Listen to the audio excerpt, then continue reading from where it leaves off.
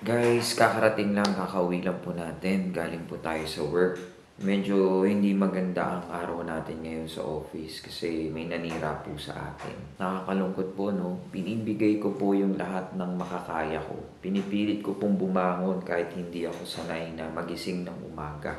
Since nung nag-daily vlog po ako, akala ko siguro nila, late na po akong pumapasok. Pero which is not. Ang sabi nga po nung nanira, late na nga pumapasok, nag-OT pa. Tapos yung OT po, wala namang ginagawa. Pwede ka po ba mag-OT na walang ginagawa? Marami ho akong witness doon. Magkaharap po kami ni Kuya Ronald ng table. Witness ko na lang po si Kuya Ronald kung yung mga OT ko walang ginagawa. Hindi po sana talaga akong mag-OT. Kung hindi lang po talaga tambak ng paperwork po. Monitoring paperwork po. Simula nag-start po ako mag-daily vlog. Siyempre, pag uwi ko ho, for example, pag uwi ko ho galing sa trabaho, hindi ko na ho kaya na mag-edit pa. Pagod yung tao, gusto ko nang kumain na lang ng dinner, mag-relax, mag-Facebook, mag-scroll, mag-marketplace or anything po na po pwedeng gawin to relax my mind and go to sleep. Tapos, kinabukasan po, in the morning, syempre wala ka nang time sa gabi, pagod ka na. Wala na rin akong time mag-edit. So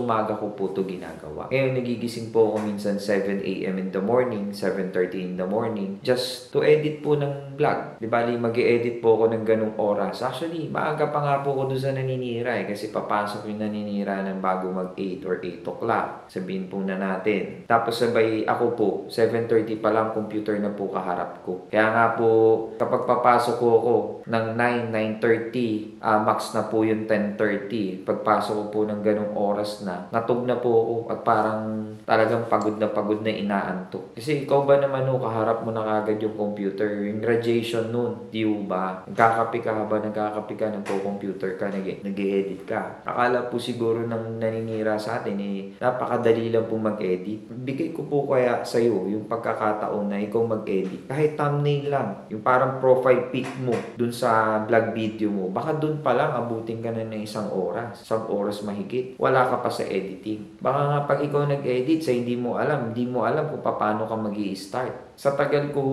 na to, kahit small YouTuber pa lang po tayo, hindi pa ganun kalakihan. Ngayon po, habang tumatagal, nasasanay na po ko.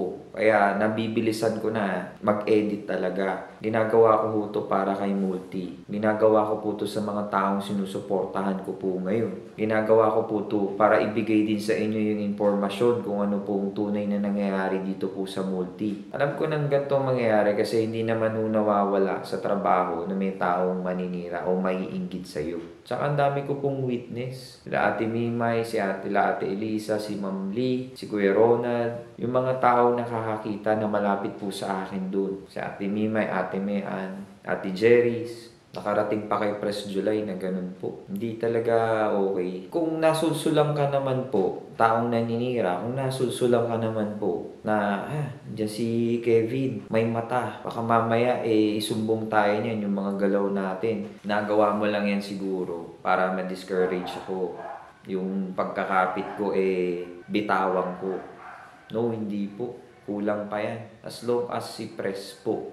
Si Press na naman magle-let go po sa akin. Pero yung ibang tao to discourage me, panghinaan ako ng loob, kailangan nyo pa po ng talagang grabe. The more na ginagawa nyo yan, the more na gagalingan ko para mapahiya kayo. The more na masisipagan ko para mapahiya kayo. Sa totoo lang po, ngayon na lang nasusuklian lahat Kasi tina-time in ni Press lahat po ng galaw ko. Ang dami ko pong patunay sa vlog video na lang. Napasok po ako ng ganung oras kasi nag-edit ako, nag-upload ako bago po ako pumasok. Dahil hindi ko na nga ako magawa sa gabi sa sobrang pagod. Noon lahat sa sports committee, sa pag-handle ko po ng sports, wala ho akong sahod dun. As in, pati pagtuturo ko ng basketball po, wala ho. Ngayon na nga lang ho kung hindi dahil kay Press July. Press, thank you po talaga. Maraming salamat sa tiwala. Maraming salamat sa solid na suporta, di nyo ako iniwan. Asahan nyo po yan, Press. Asahan mo po, Press. Hanggang sa huli, lahat po kayo na sumuporta sa akin. Press July, promise, all in, ibibigay ko po.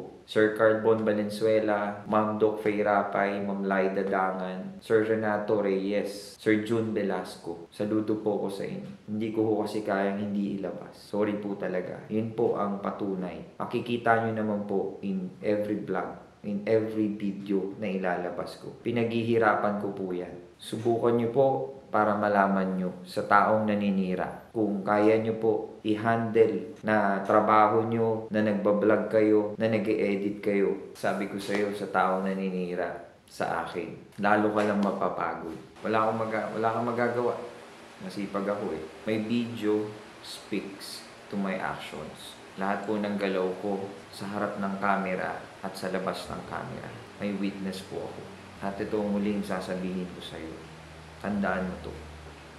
Natakot ka sa camera.